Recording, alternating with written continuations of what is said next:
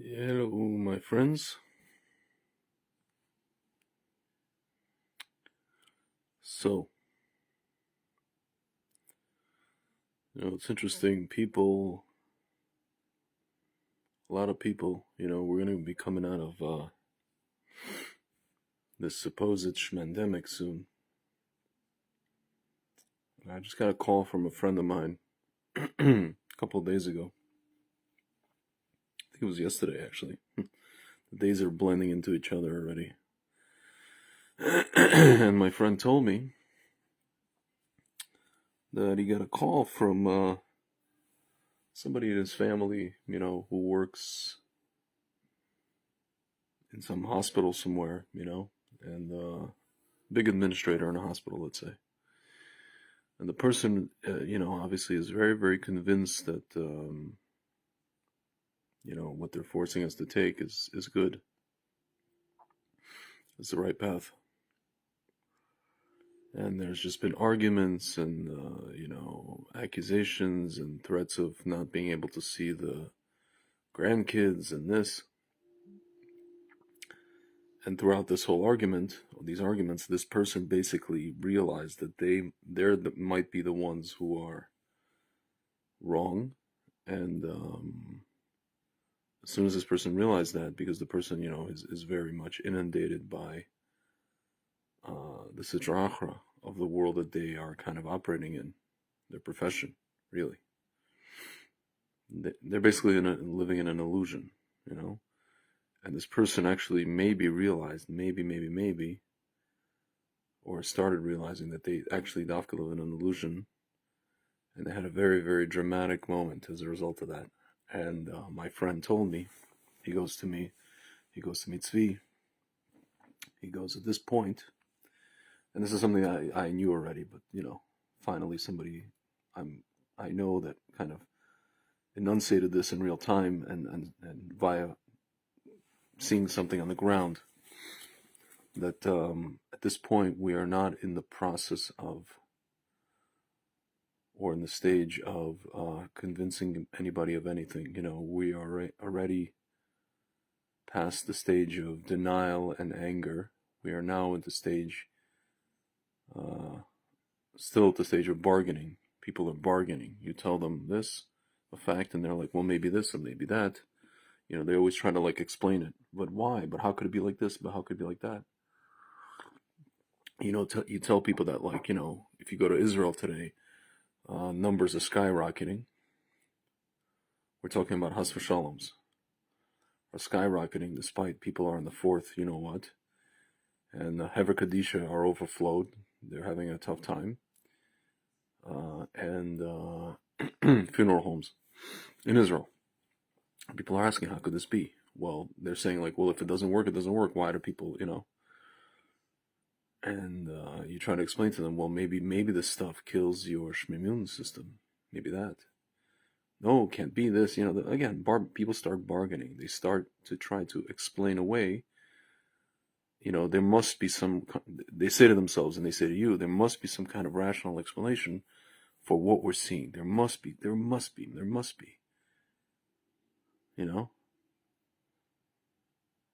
It's like Dorothy. There's no place like home. There's no place like home. Yeah, there is no place like home. That's where they try to kill the most of us.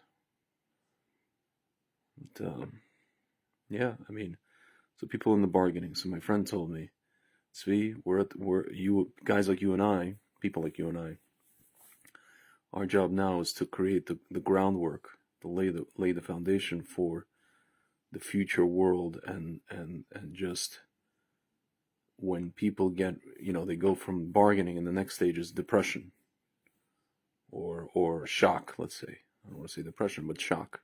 After the shock is going to be acceptance, but before you get to acceptance, it's going to be a while. And he said to me, our job now is just to prepare the groundwork for that shock, for our loved ones to be shocked, for when they are going to be shocked, and for them to have a soft, so to speak, landing. That's where we're at.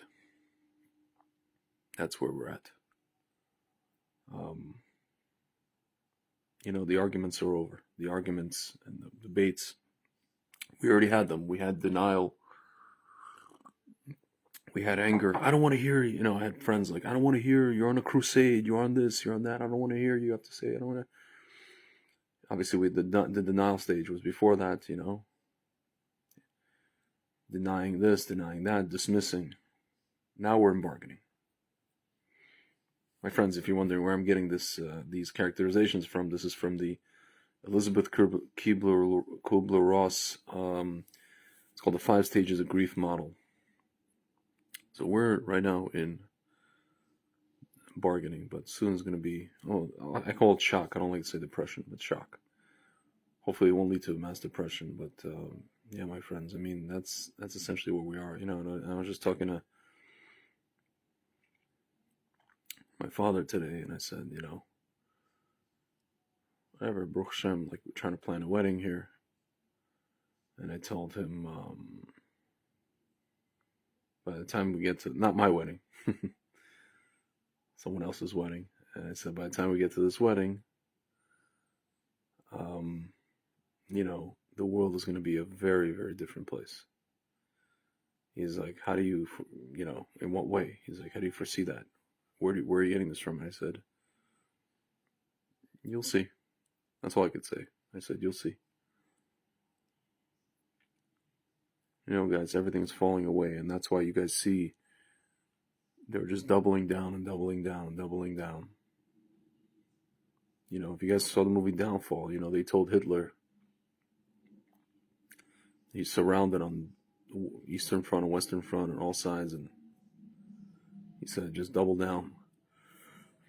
They have to fight. These people are, the more that they're being exposed, the more that they're fighting. You see it. You see it in Canada. You see it in America. Now they're all trying to, at the same time, they're trying to do this whole CYA thing, as my friend likes to call it, cover your ass.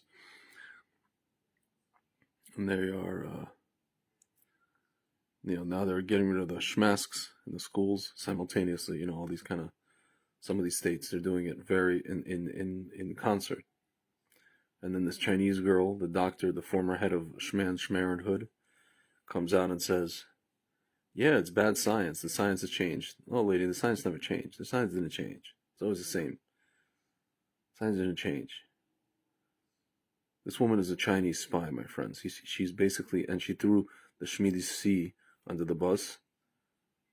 And they said, she's like, the Shmidi C is making themselves increasingly irrelevant. My friends, that you can tell this person is saying what she's saying because she's trying to foment instability.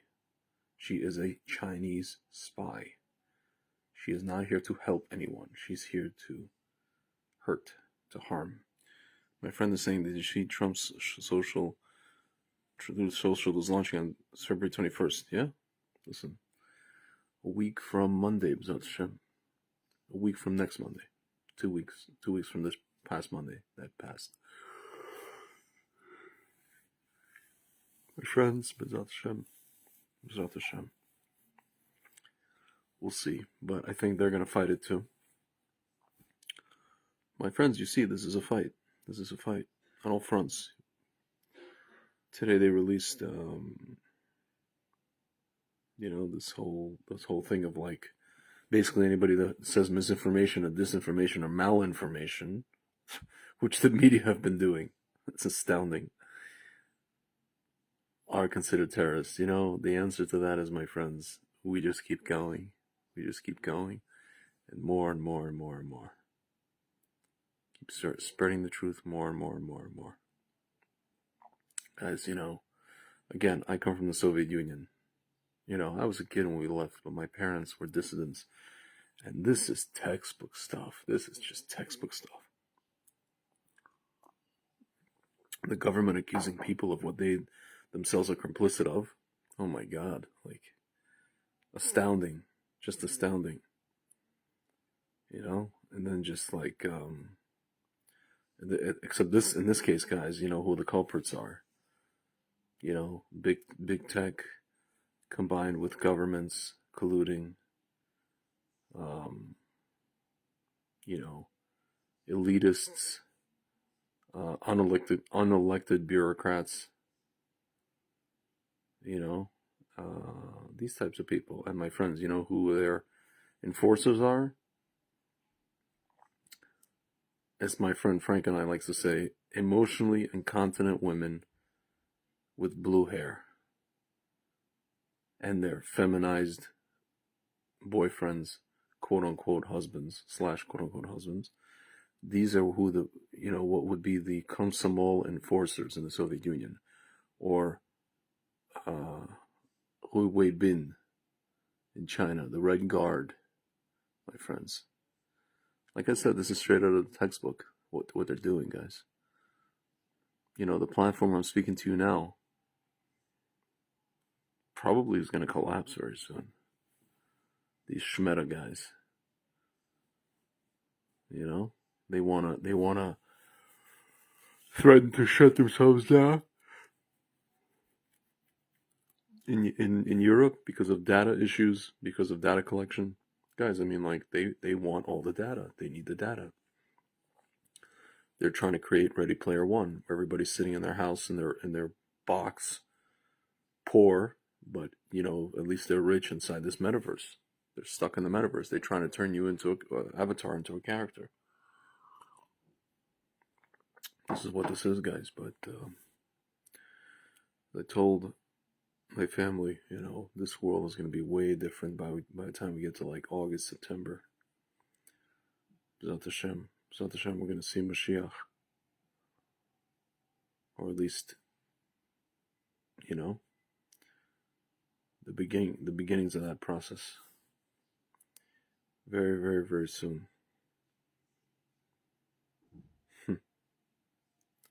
All right, guys. Talk to you guys soon. Laila Tov.